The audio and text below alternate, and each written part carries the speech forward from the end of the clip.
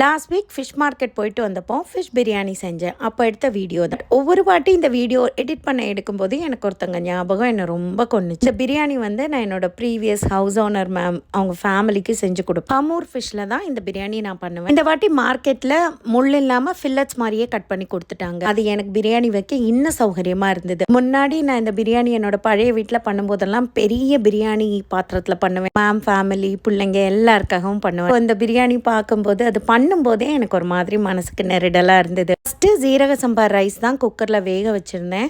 But electric அடுப்பு பரிதாபங்கள், அடுப்பு அணைச்சிட்டு நான் பழைய ஞாபகத்தில் போயிட்டேன். குக்கரை திறந்து பார்த்தா அல்வா மாதிரி இருந்தது. ரெடி பண்ண ஆரம்பிக்கோதே ஒரு ஹெவி ஹார்ட்டோட தான் பண்ணேன். சொதப்பையும் எனக்கு ரொம்ப கஷ்டமாக போச்சு. திரும்ப தனியாக பாஸ்மதி ரைஸ் வடித்து அதுக்கப்புறம் தான் லேயர் பண்ணேன் பிரியாணிக்கு. டிஷ் பண்ணும்போது சொதப்பிடுச்சுன்னா அதை கரெக்ட் பண்ணாமல் நான் அந்த டிஷ்ஷை சாப்பிட மாட்டேன். எனக்கு பிரியாணிலாம் உதிரியாக இருக்கணும். எனக்கு இப்படி குழஞ்சிருந்தா பிடிக்காது. குக் பண்ணி முடிக்கவே லேட் ஆகிட்டு அன்றைக்கி லஞ்சு டின்னர் எல்லாமே இந்த பிரியாணி தான்.